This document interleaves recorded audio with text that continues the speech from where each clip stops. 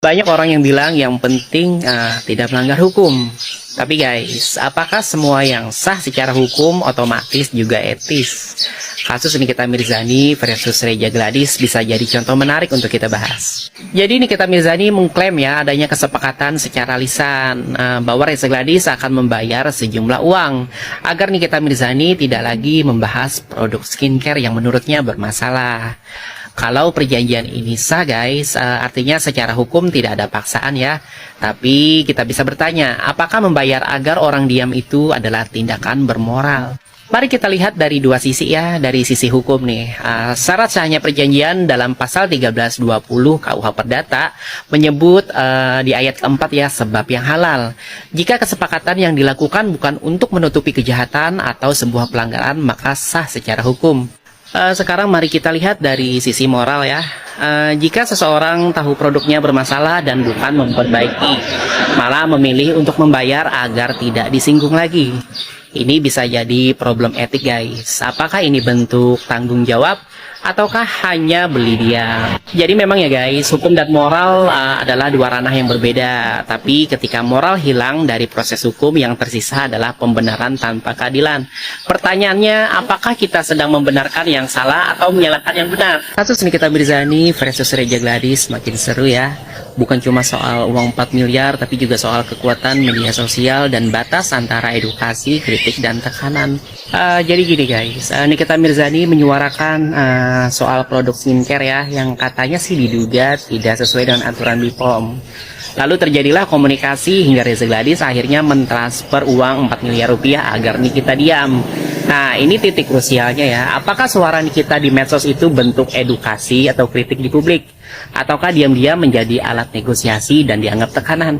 Nah, kalau kita bicara hukum, jika itu murni pendapat publik ya, itu harusnya sih dilindungi. Tapi kalau ada niat tersembunyi untuk mendapatkan keuntungan, bisa masuk pasal pemerasan.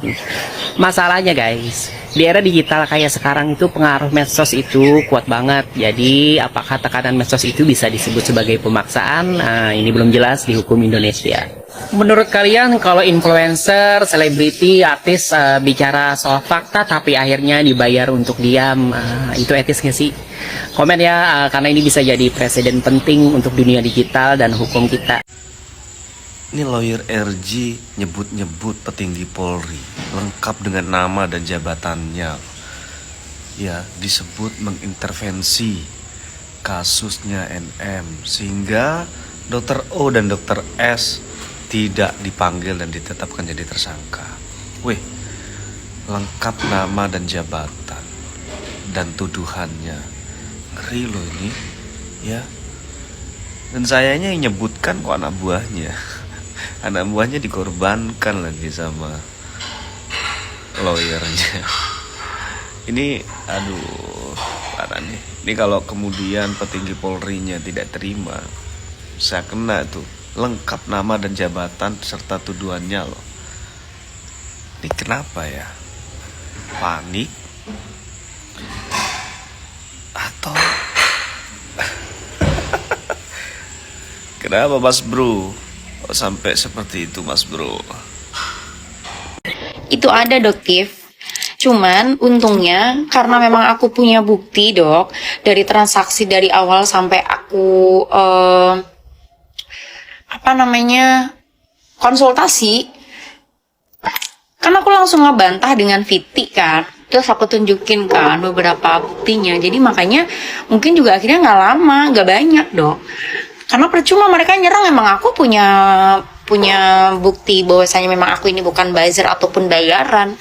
Saya ini memang benar-benar cuma real pengguna.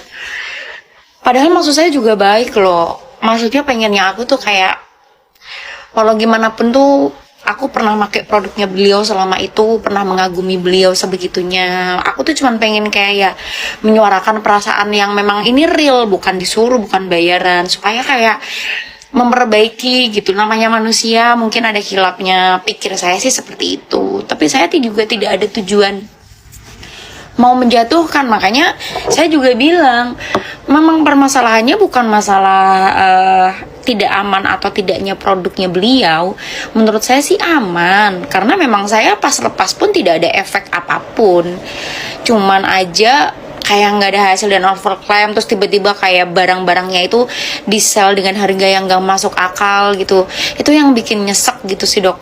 Maksudnya kenapa sih kalau seandainya memang udah nggak terjual gitu misalkan nih, aku kan nggak tahu alasannya ya, kenapa nggak ya udah dikasih aja dengan pengguna-penggunanya dia yang masih setia gitu, kayak nggak usah di sell sebegitunya gitu, supaya orang-orang yang kayak aku ini yang setia bertahun-tahun gitu nggak segitu nyeseknya gitu. Maksudnya tuh gitu. Emang salah ya dok TV ya? Kan aku cuman pengen menyuarakan perasaan aku aja.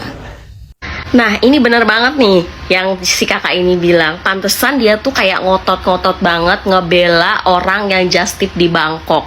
Ternyata dia punya bisnis just tip di Korea. Dokter J ini bener-bener ya.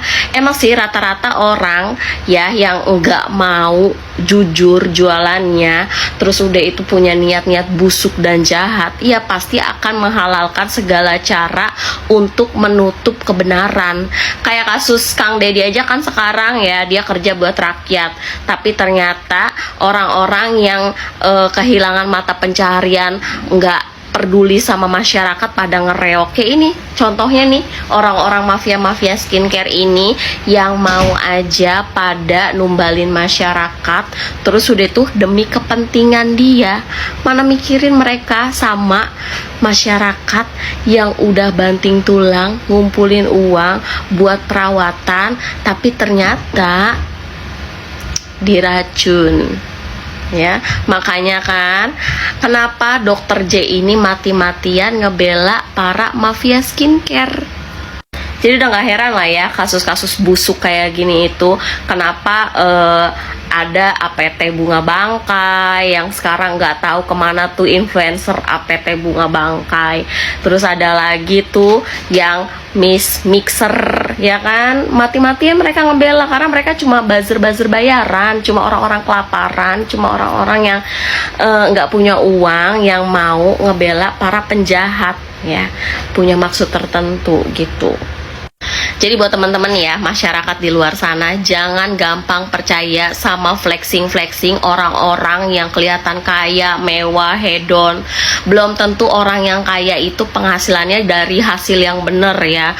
Ada orang yang kaya hasil pesugihan, ada orang yang kaya hasil nipu orang, ada orang yang kaya hasil ngeracun orang. Banyak lagi, ada orang yang kaya hasil memiskinkan orang. Contohnya kasus siapa? Kasus artis yang suaminya korupsi tambang, ya kan? Itu kan rakyat Bangka sampai pada sengsara. Kalian lihat aja dia nikah di Disneyland, ya, selalu foto pakai barang-barang mewah, punya rumah yang megah segala macam. Aku walaupun seagama sama dia, ya, aku tuh nggak pernah respect sama orang yang kaya. Mau orang kaya jungkir balik pun aku nggak pernah respect karena kekayaannya. Karena yang aku lihat itu, aku tuh selalu nilai seseorang itu dari value, nilai hidup dia, bagaimana dia benar-benar memanusiakan orang, ya. Karena kita nggak bisa nih ngelihat orang dari wah dia kaya, pasti dia rezekinya banyak, dia amalannya banyak, ya, dia sholatnya atau ibadahnya gitu rajin gitu. Ternyata di belakang hasil korupsi, hasil apa? Pesugihan, hasil apa? Hasil nipu orang, hasil ngeracun muka orang. We never know sayang, ya. Jadi benar, plot twist banget intinya. Kalau suatu kejahatan itu terbongkar, ya, otomatis orang yang udah merasakan ya hasil kejahatan itu nggak akan pernah terima, karena mereka mata pencahariannya adalah berbuat jahat. Simple.